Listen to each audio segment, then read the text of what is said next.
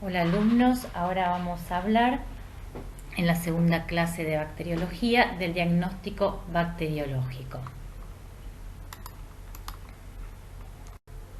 Entonces, se les presenta un paciente que está enfermo del cual ustedes sospechan que puede tener una infección bacteriana. El paciente puede ser ambulatorio, puede estar internado. Ustedes hacen un diagnóstico presuntivo basándose en la clínica y en la epidemiología. Y después, para confirmarlo, van a tener que hacer un diagnóstico microbiológico. Y una vez con el resultado del diagnóstico microbiológico de certeza, van a poder realizar un tratamiento. El diagnóstico microbiológico se puede hacer de manera directa, con el examen directo y el cultivo, o indirecto cuando, por ejemplo, utilizamos métodos no cultivables como búsquedas de antígenos, de anticuerpos, ¿sí? U otros estudios. Entonces, la solicitud enviada al laboratorio de microbiología debe constar del nombre y el apellido del paciente, la historia clínica, que a veces está dada por la fecha de nacimiento o por el DNI, depende del lugar, si está internado, en qué sector está internado y en qué cama, y claramente qué estudio es el que solicitamos, ¿sí? Si estamos en presencia de una infección o sospechando de una infección bacteriana, si buscamos gérmenes comunes, si buscamos bacterias anaerobias u otros microorganismos atípicos. Tengo que constar si tuvo algún antibiótico previo, recibió algún antibiótico previo. Esto es fundamental para correlacionarlo con el resultado del estudio. En qué diagnóstico presuntivo estamos pensando, si en una faringitis, si en una celulitis, si en una neumonía, fundamental, ¿sí? Que esto tiene que ver también con el tipo de muestra que van a solicitar. La obra social o plan que tenga el paciente, la firma y el sello del médico. El éxito del estudio, como claramente dice acá, va a depender en gran medida de la comunicación entre el médico y el laboratorio de microbiología. Esto es fundamental, ¿sí? ¿Cuáles son las condiciones que tienen que tener la muestra para llegar a un diagnóstico microbiológico adecuado? Elegir el material que mejor represente el proceso infeccioso, ¿sí? Si estamos pensando, por ejemplo, en una infección de piel y partes blandas por un Staphylococcus aureus, a veces en los hisopados, vamos a ver después, que no están buenos porque me pueden crecer muchos microorganismos de la microbiota e interferir en el estudio. Entonces quizás ahí es mejor limpiar bien la zona y hacer una punción con aguja fina, ¿sí? Por piel sana. Si estamos pensando en una infección urinaria, vamos a ver que el urocultivo es la muestra y en condiciones adecuadas, ¿sí? Y así sucesivamente. Entonces, la muestra se debe tomar en el momento adecuado, ¿sí? Antes de empezar con el tratamiento antibiótico empírico. ¿Qué es el tratamiento antibiótico empírico? Cuando nosotros se nos presenta ese paciente que pensamos que tiene un proceso infeccioso, probablemente le demos un antibiótico pensando en la patología, pero primero tenemos que tomar la muestra para el laboratorio de microbiología. Tomar la muestra evitando la contaminación con microorganismos de la microbiota. Lo que les decía, a veces hay que limpiar la zona con desinfectantes para que no crezcan estos microorganismos, o una preparación previa, o en el caso del urocultivo eliminar el primer chorro y juntar el chorro medio. La muestra tiene que ser adecuada y representativa. Si son muestras muy pequeñas, la sensibilidad baja. O en el caso de los hemocultivos, mínimo 2 frascos de hemocultivos, ¿sí? Para aumentar la sensibilidad del estudio. Evitar el agregado de antibióticos que inhiban el desarrollo. Exacto. No puede el paciente haberse puesto algún tópico o lo que fuera que interfiera en el estudio con antibióticos. Preguntarle al paciente si tomó alguna medicación, si se colocó alguna crema o lo que fuera que pueda llegar a tener antibiótico. En el caso de los hemocultivos, que son los cultivos en sangre, vienen unos frascos que vamos a ver después, que tienen unas resinas que atrapan el antibiótico y de esa manera me aumenta la sensibilidad cuando el paciente ha tomado antibióticos previos. Siempre, cuando hablamos en microbiología, el recipiente tiene que ser estéril, ¿sí?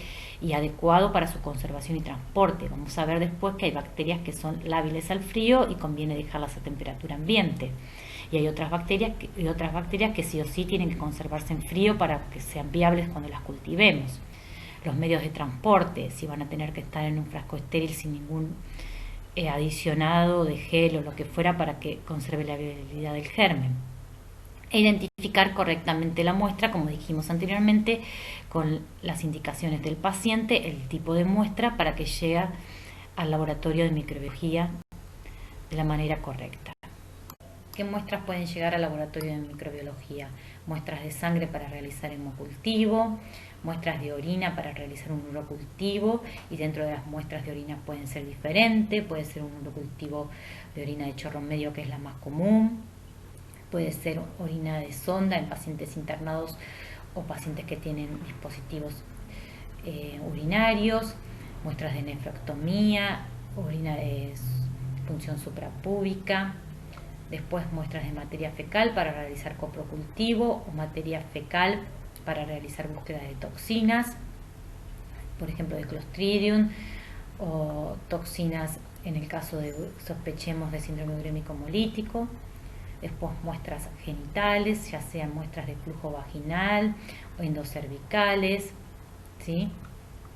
O algunos hisopados uretrales, líquidos de punción, líquido cefalorraquídeo cuando sospechamos de meningitis, líquidos de punción de abscesos, líquidos pleurales, líquidos abdominales, biopsias de distintos tipos de lugares, órganos, tejidos, catéteres. Los catéteres son dispositivos endovasculares que se colocan a pacientes internados que pueden infectar las infecciones relacionadas a catéteres. Materiales de vías respiratorias superiores como hisopados de fauces, ¿sí? Materiales de vías respiratorias inferiores, en el caso que sospecho de neumonías, ya sea esputos, lavados bronquiales, lavados broncoalveolares. Entonces, hablamos las condiciones que tenía que tener el paciente, qué estudios solicitábamos, y ahora el tipo de muestras, y ahora vamos a ver la toma y conservación. A veces la muestra tiene que venir en medios de transporte. ¿Qué son los medios de transporte? Son medios que mantienen la viabilidad de los microorganismos. Tienen un material, que a veces es un gel, que lo que hace es mantener viable al microorganismo hasta el momento que yo le realice el cultivo. Acá vemos una imagen de un medio de Stuart. Los medios de transporte pueden ser Stuart, Caribler. A veces el Caribler es mejor, por ejemplo, para determinados microorganismos causantes de gastroenteritis, pero bueno, puede ser Stuart o Caribler los medios de transporte más utilizados en microbiología. Y recalcamos que son medios que me permiten mantener viables a los microorganismos hasta el momento del cultivo. Acá vemos una imagen de una de las utilidades de toma de muestra con un hisopo de algodón en un medio de transporte, por ejemplo Stuart, para flujo vaginal, o muestras endocervical del cuello del útero. Acá se ve por un lado una punción suprapúbica, que es una punción que se realiza cuando en prematuros donde no pueden orinar correctamente y la toma de muestra de un urocultivo se hace dificultosa, o cuando busco por ejemplo bacterias anaerobias. Entonces punción de la vejiga y lo coloco en un frasco estéril, que es este frasco que está acá con la tapa roja. Y por otro lado lo que se ve es en el otro extremo de la diapositiva, es una toma de muestra de un exudado de fauces, también con un hisopado, hisopando las amígdalas, por ejemplo en el caso que esté sospechando de una faringitis bacteriana. Acá se muestra como en una infección de piel y partes blandas, que estoy buscando bacterias aerobias y probablemente algunas anaerobias también. Lo tomo con una punción y lo coloco en un medio de transporte, que son unos frasquitos que se llaman TAP, que lo que me hacen es conservar las bacterias anaerobias, porque en este caso voy a pensar en bacterias aerobias y anaerobias. Y nunca, como muestra acá la cruz, mandar al laboratorio la jeringa con aguja. Por un tema de ustedes saben de bioseguridad, no se puede hacer. se manda en este tubo de TAP cuando pienso en bacterias anaerobias, y si no, descarto la aguja y le pongo es como una tapita que viene para tapar la jeringa y enviarla al laboratorio. Por un lado, los hemocultivos se toman en frasco. Primero vemos los frascos de hemocultivo como manuales, que prácticamente no se utilizan, solamente en laboratorios pequeños. Se coloca la sangre del paciente tomándola en condiciones de asepsia, siempre desinfectando la zona de la piel donde se va a tomar la sangre del paciente para eliminar los microorganismos causantes de la microbiota y no nos interfieran en el cultivo.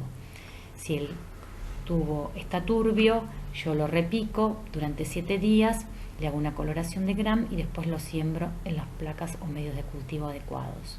Por otro lado, tenemos los frascos de hemocultivo, que son automatizados, es decir, se colocan en equipos en el cual tienen una lectura continua, y cuando la bacteria crece cambia, como vemos acá, el fondo del tubo, y esto lo detecta el aparato, y el aparato me da una alarma. Yo saco el tubo del equipo y le hago una coloración de Gram para saber si son bacilos Gram positivos, Gram negativos, qué morfología, coco, bacilo, lo que tenga, la morfología de la bacteria que crezca, y lo siembro en los medios de cultivos.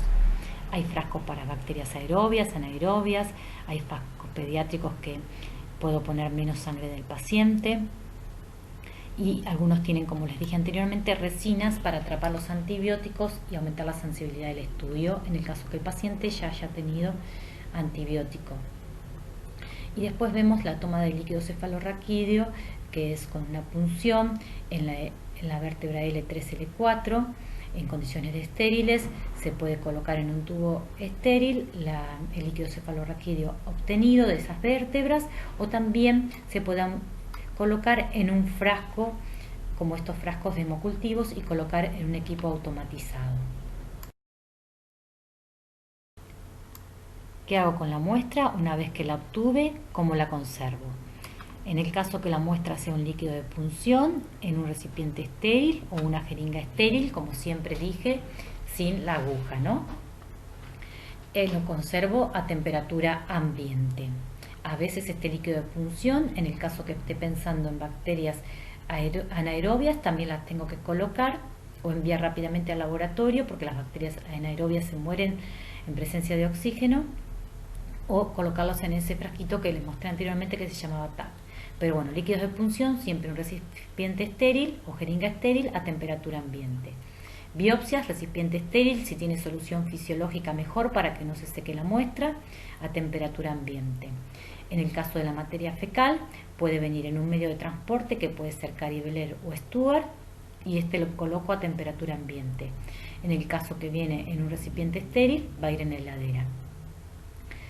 En el caso de las orinas, para urocultivo, dijimos que teníamos distintos tipos de orina. Podría ser orina chorro medio, punción suprapúbica, orina de sonda. Independientemente de ellas, en recipiente estéril, la toma de muestra es lo que va a variar, y en la heladera, si no lo voy a procesar rápidamente. Secreciones vaginales, secreciones oculares, exudados de fauces, van a ir con un medio de transporte. En general es Stuart o Caribler, a temperatura ambiente, porque vienen en el medio de transporte. En el caso de los materiales respiratorios, como esputo, aspirado traqueal, lavado broncoalveolar, en un recipiente estéril, si no lo proceso rápidamente, a la heladera. Hemocultivos, los hemocultivos van a temperatura ambiente. El hemocultivo, como yo ya les dije, puede venir en un frasco de hemocultivo manual, pero es poco común. En general, hoy en día la mayoría de los laboratorios tienen los frascos de hemocultivo para equipos automatizados. Materiales para cultivo de gérmenes anaerobios, el medio de conservación para anaerobios, que era ese medio TAP que les nombré, y a temperatura ambiente. ¿Cómo es el diagnóstico microbiológico? Por un lado tenemos el procedimiento tradicional, que es la microscopía, coloración de Gram. Podemos hacerle también un fresco. Coloración de Gram es para saber si la bacteria es Gram positiva, Gram negativa, y la morfología, si es coco, bacilo,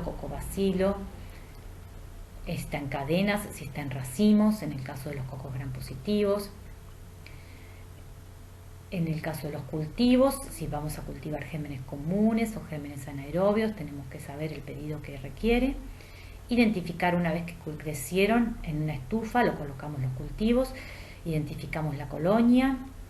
Si la colonia es sospechosa de cocos, si es sospechosa de bacilos, le hacemos distintas identificaciones que son pruebas bioquímicas, y hoy en día también se cuenta con algunas otras pruebas de proteómica o genómica más rápidas en los laboratorios de alta complejidad.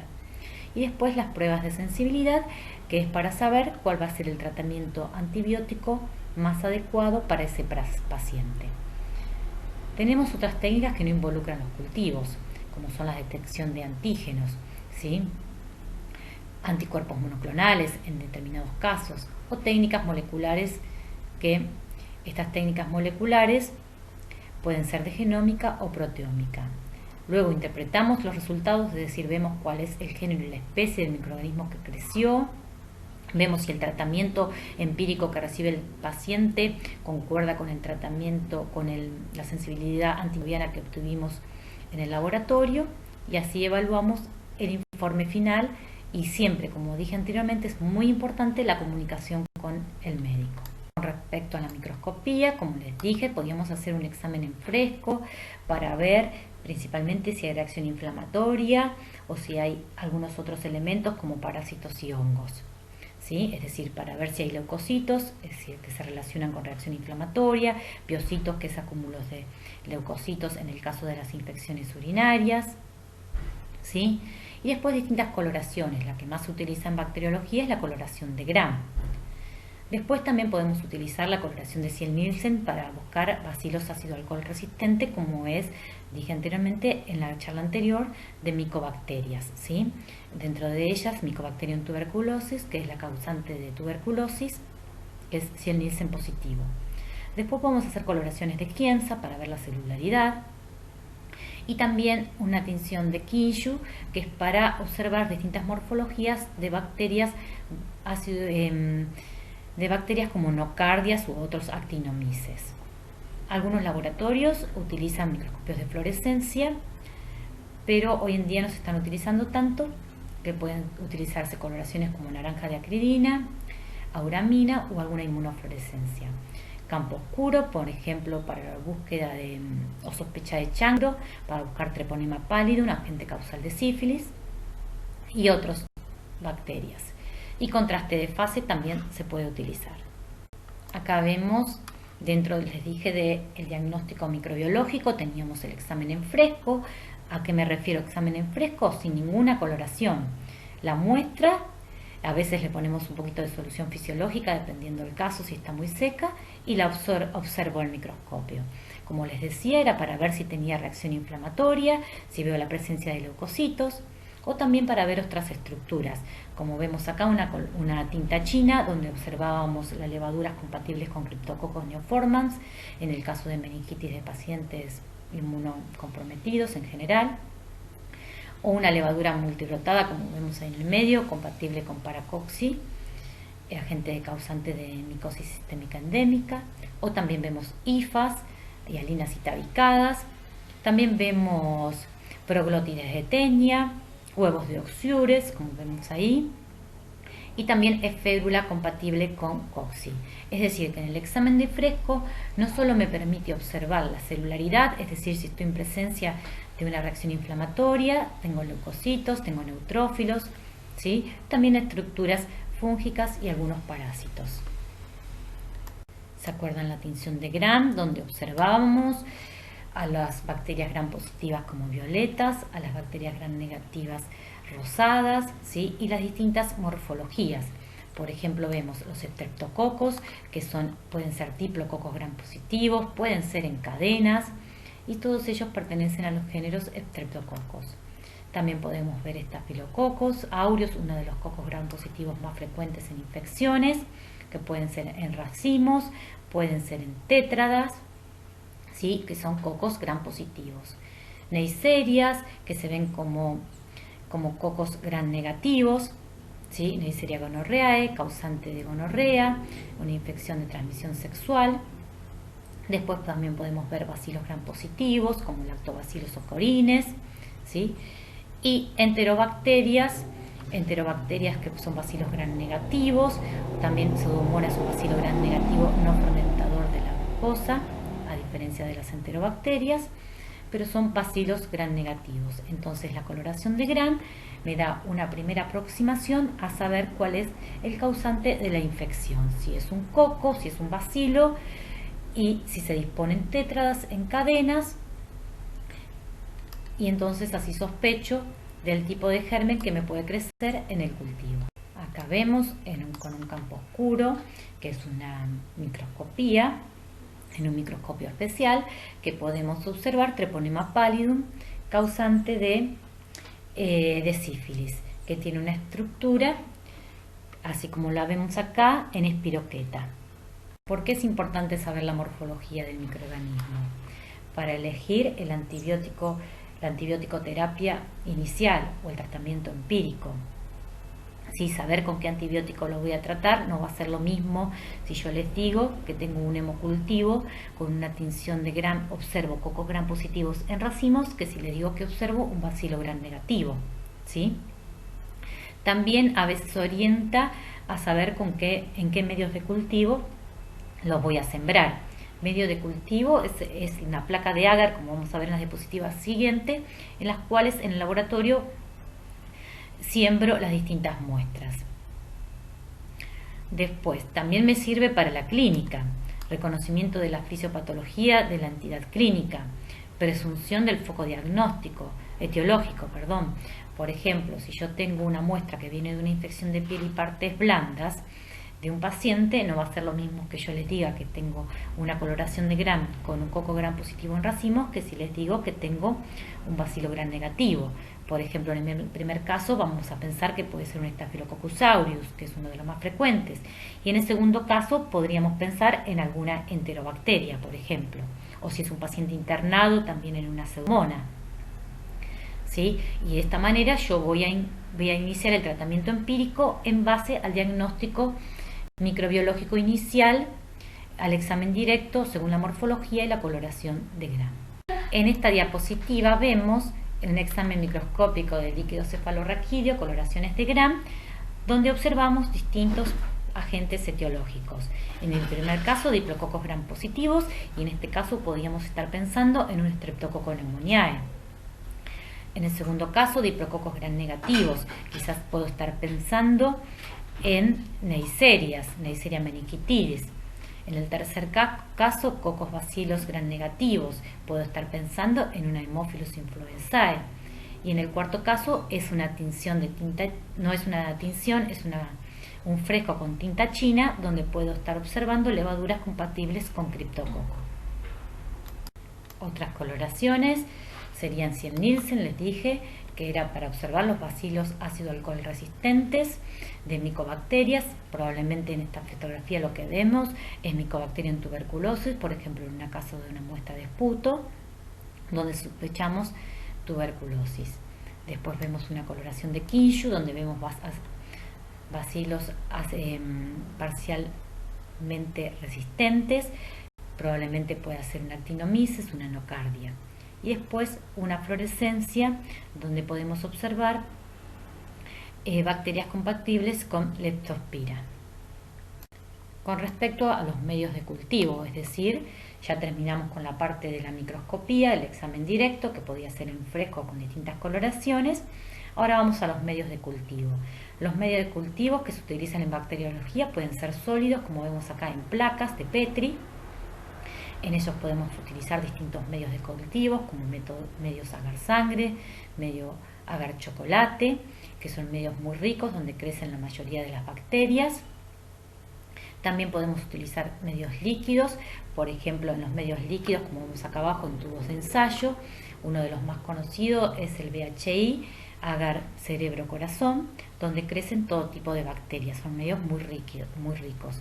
Y después medios selectivos. ¿Qué son medios selectivos? Aquellos en los cuales van a crecer algunos microorganismos y no otros. Por ejemplo, los que uso para muestras como materia fecal, donde hay muchos microorganismos y yo solamente quiero ver los causantes de gastroenteritis, ¿sí? o medios diferenciales, en los cuales las bacterias van a crecer determinados géneros con un color, ¿sí? Que se llaman medios cromogénicos o medios CPS. Por ejemplo, tenemos medios CPS para agrocultivo, donde la Escherichia coli crece rosa, se ve rosa la colonia, la Klebsiella se ve verde o azulada, el enterococo se ve color turquesa. Es decir, son medios en los cuales por el color yo puedo estar pensando en cuál va a ser el agente etiológico, ¿sí? Entonces, medios sólidos en placas, agar sangre, agar chocolate, agar CLD, que los medios líquidos, que son medios muy ricos en general, se utilizan mucho para los líquidos de punción, ya sea líquidos abdominales, pleurales, líquidos cefalorraquídeos, y medios selectivos que en general tienen antibióticos que me permiten crecer algunos microorganismos y no otros, ¿sí? Y métodos diferenciales que según el color de la colonia voy a estar sospechando cuál es. ¿Cuánto tardan en crecer las bacterias? Bueno, esto depende. Por ejemplo, tenemos las enterobacterias como Escherichia coli, Klebsiella pneumoniae, el grupo Enterobacter, que crecen muy rápido. En 24 horas ya estarían creciendo. Hay bacterias como los streptococos del grupo Viridans o Haemophilus que tardan un poco más, de 48 a 72 horas, ¿sí? Las bacterias después anaerobias tardan un poco más. En esto me habla de las condiciones de incubación. La temperatura en general es a 35 o 37 grados. En atmósferas que tengan oxígeno o que no tengan, o microaerofilia, dependiendo del agente etiológico que yo estoy buscando, ¿sí? Entonces hay pautas en el laboratorio de microbiología para cada muestra y para cada búsqueda de microorganismo, el tiempo que los voy a incubar, a la temperatura de incubación que les voy a dar y las condiciones de oxígeno, ¿sí? Tenemos cultivos para gérmenes comunes, por ejemplo, un urocultivo lo dejamos 24 horas, o si es un paciente sondado 48 horas, un hisopado de fauces 24 a 48 horas, una muestra de biopsia, un líquido de punción 7 días. Si buscamos bacterias anaerobias, los voy a sembrar en medios que tengan anaerobiosis. Para esto serían las condiciones que yo les voy a dar a las distintas muestras dependiendo el agente etiológico que estoy pensando que puede causar la infección. Hay protocolos en distintos laboratorios de microbiología que ya están estipuladas estas condiciones.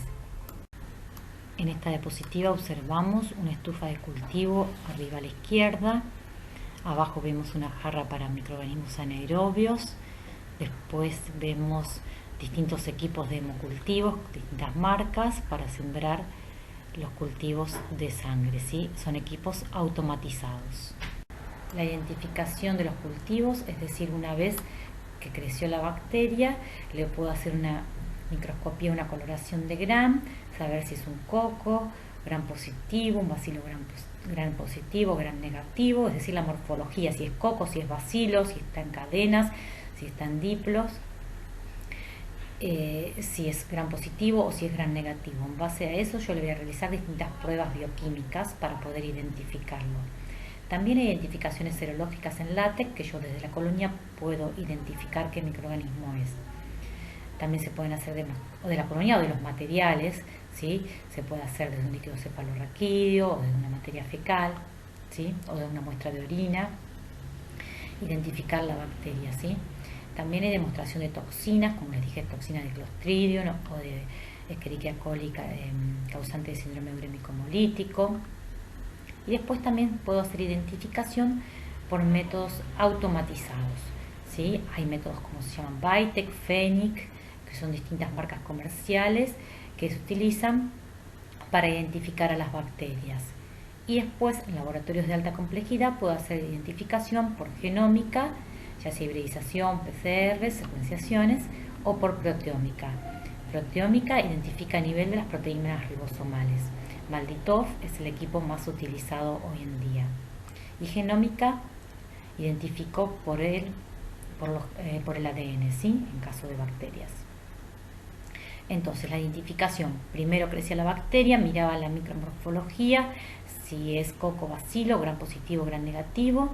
En base a eso le hago las distintas pruebas bioquímicas, que es esto que dice utilización del metabolismo. Y en otros casos puedo hacer identificación serológica en látex directo de la muestra, o puede hacerse a veces de la colonia, o demostración de toxinas, ¿sí? Que se puede hacer de la muestra o de la colonia. E identificación por métodos automatizados e identificación por genómica o proteómica. En esta diapositiva se muestran distintas pruebas bioquímicas que se utilizan en el laboratorio de microbiología para identificar las bacterias. Por ejemplo, tenemos arriba en el centro una prueba de urea positiva cuando es rosa, negativa cuando es amarilla, es para saber si utiliza la urea o no. Citrato, positivo queda azul, negativo es verde. Y acá tenemos unas pruebas bioquímicas que se utilizan mucho en enterobacterias, que es el TCI, que es un medio con 3 azúcares, para ver si fermenta la glucosa, la lactosa y la sacarosa. Después tenemos otros medios como ornitina, indol, citrato, urea, que son pruebas bioquímicas que se utilizan en enterobacterias. Y después tenemos abajo, a la derecha, tenemos unas pruebas que son galerías, ¿sí? Semiautomatizadas, que se llaman API, con distintas pruebas bioquímicas para identificar las bacterias. También identificamos, como dije, con equipos automatizados, algunas marcas que tenemos en el país, Vitec, Fenic, que me dan la identificación de microorganismo y el antibiograma, es decir, a qué antibióticos es sensible o resistente el microorganismo. Con respecto a la determinación de la sensibilidad antimicrobiana, tenemos por un lado el método de referencia, que es la SIN, que es la concentración inhibitoria mínima, es decir, la mínima concentración de antibiótico capaz de inhibir la concentración del microorganismo. Puede ser en medio líquido. Tenemos acá distintos tubos con distintas concentraciones del antimicrobiano en cantidad decreciente. Y vemos en este caso que en la concentración de 2 sería la mínima cantidad de antibióticos capaz de inhibir el crecimiento de ese microorganismo, ¿sí? Esa sería la SIM. Después, para sacar la CBM, que es la bactericida, la que mata, ¿sí? La bacteria, tendríamos que pasarlo a un medio sólido para saber si está viva. Entonces, la última concentración que mata, es decir, que no está turbio, porque en el turbio, en el 1, ya habría crecimiento, ¿sí? ¿Se entiende? Es la SIM. Después, con el método epsilométrico, que una de las marcas que hay es LTES, vemos lo mismo, pero acá lo vemos en el cruce de crecimiento, ¿sí? Se forma una hélice, y acá vemos que en este caso, no se llega a ver muy bien, pero creo que en 0,047 estaría la mínima concentración de antibiótico capaz de inhibir el desarrollo de esa bacteria. Esta es una figura que representa la SIM, la concentración inhibitoria mínima o método de referencia. Como les dije, teníamos distintos tubos con un medio de crecimiento adecuado para ese microorganismo. Ya todo eso está estandarizado en guías estandarizadas de CLCI, ¿sí? Que van a dar las condiciones para cada microorganismo. Entonces tengo una cantidad de antibiótico, una concentración dada, ¿sí? En los distintos tubos. Acá tengo 16, 8, 4, 2, 1. Tengo el microorganismo y veo dónde crece. En la concentración de 0,5 ya hubo crecimiento microbiano, entonces 1 es la SIM, la cantidad de antibiótico capaz de inhibir el crecimiento de esa bacteria. Para saber la CBM, es decir, cuál mató, tendría que replicar estos tubos en una placa de agar para saber si hay o no crecimiento. Acá vemos que recién en 2 es la CBM, es decir, donde mató, es decir, concentración bactericida mínima. Esa es la diferencia. En la SIM es concentración inhibitoria del crecimiento bacteriano y CBM bactericida, mató, no hay microorganismos viables. Otra manera de determinar cuál va a ser la sensibilidad del antimicrobiano es por métodos de difusión. Es difusión en un agar o Kirby-Bauer, es el método estandarizado que recomiendan los centros de referencia. Yo tengo una cantidad de bacteria ya estandarizado, un inóculo estandarizado, lo que se llama, y luego de hacer ese inóculo en un medio determinado, lo hisopo en un agar que es Müller-Hinton y lo dejo incubando 24 horas. Entonces después lo que observo es un halo de inhibición. En el centro tengo el disco con el antimicrobiano a determinar la sensibilidad, y entonces vemos cuánto inhibe el antimicrobiano el crecimiento de la bacteria. Ese halo se mide con una regla, y entonces dependiendo del halo voy a ir a las guías de referencia, que en general lo que utilizamos en el país es CLCI, también hay otras europeas que se llaman EUCAS, pero este método es para CLCI. Entonces, en base al halo de inhibición, veo si la bacteria es sensible, moderadamente resistente o intermedia o resistente. ¿A qué me refiero? Por ejemplo, cuanto más grande es el halo, es más sensible, es decir, el antibiótico es capaz de inhibir la bacteria a menores concentraciones porque está más alejado. Más grande el halo, más sensible la bacteria. Más chico el halo, resistente. En esta diapositiva lo que se muestra es cómo se ve en la guía CLCI, que es para la interpretación de las pruebas de sensibilidad antimicrobianas. Las mismas dijimos que podían ser por difusión, midiendo el halo con milímetros, o determinando la SIM por un método epsilométrico, como puede ser el ETES u otras marcas comerciales, que son tiras de plástico embebidas con distintas concentraciones del antibiótico, y algún método que puede ser comercial o no para determinar la SIM por microdilución. Entonces, por ejemplo, tenemos las guías LCI, hay tablas para enterobacterias, tablas para estáfilos, tablas para enterococos, para los distintos grupos de microorganismos, en las cuales vamos a interpretar, dependiendo el halo y el grupo de antibiótico que estemos determinando, vemos cuál es el halo de inhibición, y en base a eso vamos a categorizarlos como sensible, intermedio o dependiendo de la dosis, dependiendo del antibiótico, o resistente. Y lo mismo según el valor de la SIM, lo vamos a categorizar como sensible, intermedio o insensible dependiente de la dosis, o resistente, mirando en las guías de CLCI. Entonces, yo tengo el paciente el día 1 que sospecho de que tiene una infección. Le tomo una muestra dependiendo del foco, que puede ser si pienso en una infección urinaria, un urocultivo, una gastroenteritis bacteriana si pienso en una muestra de materia fecal, si pienso en una bacteriemia, sangre para hemocultivo, meningitis líquido cefalorraquídeo, etc. También le puedo tomar una muestra de suero para ver otros determinantes de infección. Mando al laboratorio. Voy al laboratorio de microbiología, llega la muestra. Primero tengo un informe preliminar de qué va a constar: de la observación microscópica, un examen en fresco, dependiendo de la muestra, si es un sedimento en el caso de urocultivo, en el caso de una muestra de secreción purulenta puede ser que yo quiera observar si tiene reacción inflamatoria o no. Luego lo pongo a sembrar para ver qué crece. Otra cosa que puede ser rápida, hay ensayos en los cuales me pueden determinar la presencia de antígenos, como en el caso, por ejemplo, de métodos rápidos para faringitis, o en el caso de búsquedas de antígenos de estreptococcus neumonía en orina. Sí, hay distintos métodos rápidos, ¿no? O búsqueda de toxinas en materia fecal, etc. O también serologías para algunas infecciones bacterianas. Después tengo... Entonces, otra cosa con la observación microscópica era si algunas muestras yo le podía hacer directamente una coloración de Gram y saber si estaba en presencia de cocos, de bacilos, o si eran Gram positivos, Gram negativos. Al otro día tengo el desarrollo de los cultivos. Entonces, en base a la colonia que me creció, yo voy a hacer una identificación rápida, voy a alargar pruebas bioquímicas, ¿sí?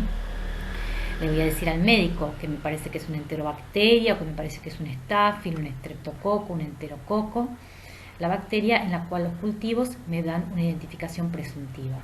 Y después hago las pruebas bioquímicas para confirmar con certeza el género y la especie.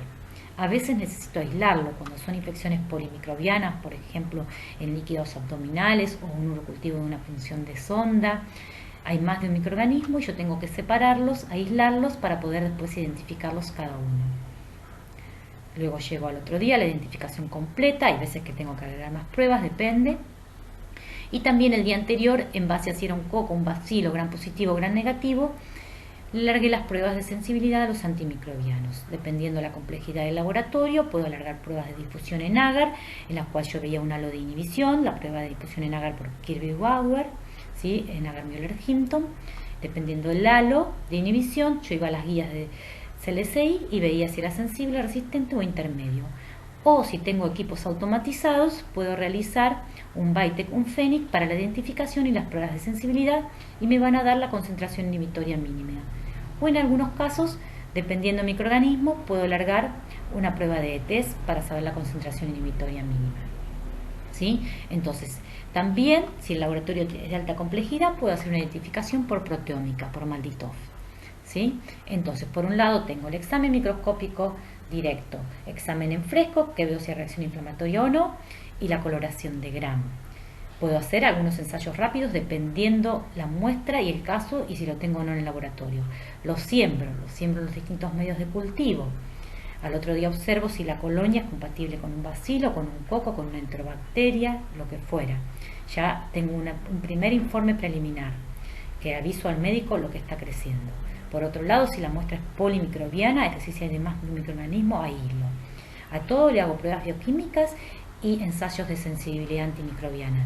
Los ensayos de sensibilidad antimicrobiana podían ser por difusión o concentración inhibitoria mínima, en el caso que cuente con equipos automatizados. La identificación completa podía ser por pruebas bioquímicas manuales o estudios de proteómica o genómica en laboratorios de alta complejidad. Los antibióticos pueden ser de origen natural, como se acuerdan que habíamos visto que algunos venían derivados de metabolismos secundarios de células fúngicas, o también pueden ser sintéticos. Son capaces de lisar la bacteria directamente o inhibir su desarrollo y pueden poseer una toxicidad selectiva, que quiere decir que pueden inhibir algún grupo de bacterias y a otro no. Entonces, según esto los podemos clasificar, ¿sí? Tenemos antibióticos que son bactericidas, que el antibiótico que destruye directamente la bacteria, y el antibiótico bacteriostático es el antibiótico que inhibe el crecimiento de la bacteria pero que no lo destruye. Según su espectro, podemos tener que son de amplio espectro cuando pueden inhibir a variedad de bacterias, tanto gram positivas como gram negativas, mientras que los antibióticos de espectro reducido es activo contra una variedad limitada de bacterias. Y también se pueden dividir según su mecanismo de acción. Acá vemos una estructura bacteriana donde se ven los antibióticos más importantes. Entonces tenemos algunos que inhiben la síntesis de la pared celular, como vancomicina, bacitracina, los beta-lactámicos, que pueden ser penicilinas, cefalosporinas. Después tenemos otros que inhiben la ADN girasa. Acá tenemos el grupo de las quinolonas, ¿sí? Ácido nalidíxico, norfloxacina, ciprofloxacina. Tenemos otros que inhiben la ARN polimerasa, como rifampicina. Tenemos otros que inhiben la síntesis de proteína, ¿sí? Entonces acá los podemos dividir, los que inhiben la síntesis de proteína ribosoma 30S, como los aminoglucósidos, tetraciclinas, digeciclina, o los que inhiben la síntesis de proteína, la subunidad 50S. Ahí tenemos cloranfenicol, macrólidos, clindamicinas, linezolid y otros más. Y los que son antimetabolitos, tenemos las sulfamidas, ¿sí? Trimetoprima, que inhiben, por ejemplo, el trimetoprima inhibe el metabolismo del ácido fólico, ¿sí? Después la polimicina inhibe la estructura de la membrana citoplasmática. Y así se clasifican. Una manera de clasificarlos es según su mecanismo de acción. En esta diapositiva se muestra la clasificación de los distintos antibióticos según su estructura química y su mecanismo de acción. Tenemos los beta-lactámicos, que se unen a las PBP, que son proteínas de fijación de penicilinas involucradas en la síntesis del peptidoglicano. Tenemos penicilinas, cefalosporinas de primera, segunda y tercera generación. Tenemos carbapenemes, imipenen, meropenen, ertapenen. Tenemos monobactames. Por otro lado también tenemos aminoglucósidos, ¿sí? Aminoglucósidos como gentamicina y amicacina. que producen una liberación prematura de cadenas peptídicas aberrantes a partir del ribosoma 30S. Tenemos tetraciclinas, que previenen la elongación polipeptídica del ribosoma 30S, minociclina y tetraciclina. Tenemos sulfamidas y trimetroprimas. Tenemos que, acuérdense que inhibían la síntesis del ácido fólico. Teníamos cloranfenicol, tenemos polipéptidos como polimixina y colistin. Tenemos también los macrólidos como eritromicina y claritromicina, que previenen la elongación del ribosoma 50S. Tenemos lincosamidas como clindamicina y lincosamida. Tenemos glicopéptidos como vancomicina y teicoplanina, inhiben el entrecruzamiento de las capas del péptido glicano en cocos gram positivos. Tenemos streptogramidas, linezolid, tenemos rifampicinas, tenemos metranidazol, muy utilizado en anaerobios, y otros más antibióticos. Según la combinación de antibióticos podemos tener sinergismo, antagonismo o indiferencia. Cuando la combinación de los dos antibióticos es mayor que la que posee cada uno de ellos, es sinergismo. Cuando la combinación de los dos antibióticos es menor, se llama que hay antagonismo antibiótico. Y si no hay diferencia, es indiferencia. ¿Para qué combinamos dos antibióticos? Para obtener un efecto bactericida máximo, es decir, la máxima muerte bacteriana, para evitar la aparición de mutantes resistentes y para tratar infecciones por más de un microorganismo. La resistencia bacteriana a los antibióticos puede ser natural, que se transmite hereditariamente y es propia de cada género o especie, como es el ejemplo de la familia Proteae, Proteus providencia y Morganella con los antibióticos polipeptídicos. Puede ser adquirida, indica que un microorganismo inicialmente sensible a un determinado antibiótico desarrolla resistencia al mismo, que puede ser primaria o secundaria. Primaria, cuando desarrolla resistencia sin nunca haber estado en contacto con el antibiótico, y secundaria, desarrolla la resistencia después de haber estado en tratamiento bajo ese antibiótico. También puede ser por una mutación o adquisición de material genético extracromosomal, como por ejemplo por intermedio de plásmidos. ¿Cuáles son los mecanismos que pueden llevar a la resistencia de un antimicrobiano? La impermeabilidad, es decir, que el antimicrobiano no pueda ingresar a la célula. Otro es la modificación enzimática del antibiótico, es decir, por una enzima que modifica el antibiótico y no puede cumplir su función. O la modificación del sitio blanco, se modifica el sitio en el cual se une el antibiótico y no puede ejercer su función. Otras son por bombas de flujo, que eliminan el antibiótico hacia el exterior y no puede ingresar a la célula. Las beta-lactamasas son el principal mecanismo de resistencia frente a los beta-lactámicos, especialmente en gram negativos, aunque también pueden producirse en gram positivos y anaerobios. Las beta-lactamasas son enzimas que hidrolizan el anillo de beta-lactámico y que por lo tanto inactivan el antibiótico antes de su unión a la PBP. Su producción puede estar mediada por plásmidos o por cromosomas. Las mismas pueden ser de espectro amplio o extendido, dependiendo a la cantidad o el tipo de antibiótico beta-lactámico que inhiben. De espectro amplio o reducido a penicilinas, monobactames y cefalosporinas de primera y segunda. Espectro extendido ya abarcaríamos cefalosporinas de tercera y cuarta generación. Como dije, podían ser cromosómicas o plasmídicas, también puede ser extracelulares o periplásmicas. En las bacterias gram negativas, la mayoría de las beta-lactamasas se encuentran en el espacio periplásmico.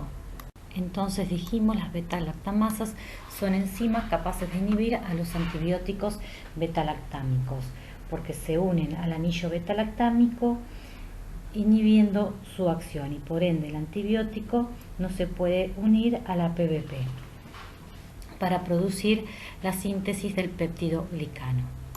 Las beta-lactamasas en las bacterias gram negativas se encuentran en el espacio periplásmico en una concentración en la cual no necesitan estar tan elevadas porque depende de la cantidad de antibiótico que ingrese al espacio periplásmico.